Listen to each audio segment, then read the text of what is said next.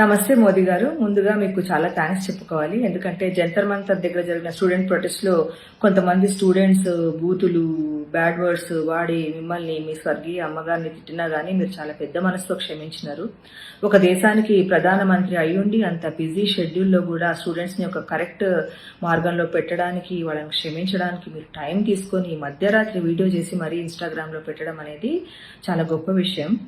అంతకంటే సంతోషకరమైన విషయం ఏంటంటే ఇన్నేళ్లకు కనీసం ఇన్ని రోజులకైనా మీకు బూతులు వాడడం అనేది సభ్యతా సంస్కారం కాదని, దానివల్ల ఎదుటి వాళ్ళు ఎంత బాధపడతారో అని మీకు తెలిసినందుకు మాకు ఇంకా సంతోషంగా ఉంది.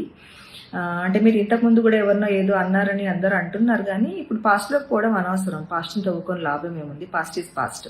ఇప్పుడు మీరు ఇది గ్రహించడం, ఇప్పుడు మీరు దాని మీద యాక్షన్స్ తీసుకోవడం, లేదా దాంట్లో చేద్దండి అని అడగడము మంచి విషయమే. అయితే ఇప్పుడు మీ వీడియో నేను మొత్తం చూసినాను.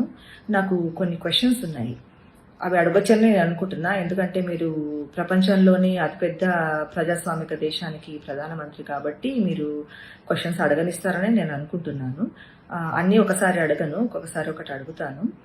ఇప్పుడు పిల్లలైనా పెద్దలైనా కానీ మనల్ని బూతులు తిట్టడము అది తప్పు, అసలు అది కరెక్ట్ కాదు.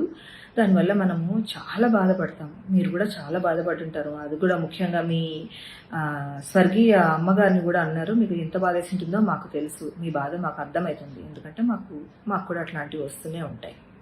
అయితే నాకున్న క్వశ్చన్ ఏమంటే, ఒకవేళ మీరు ప్రధానమంత్రి కాకపోయింటే మిమ్మల్ని, ముఖ్యంగా మీ అమ్మగారిని తిట్టినందుకు మీకేమన్నా తక్కువ బాధేసేదా? అంటే మీరు ఒక మామూలు పౌరుడు అయి ఉంటే ఈ తిట్లు విన్నాక మీకు ఏమైనా తక్కువ బాధేసి ఉండేదా? మీరు ప్రధానమంత్రి అవడం వల్లనే మీకు ఎక్కువ బాధ అయిందా? కాదు కదా.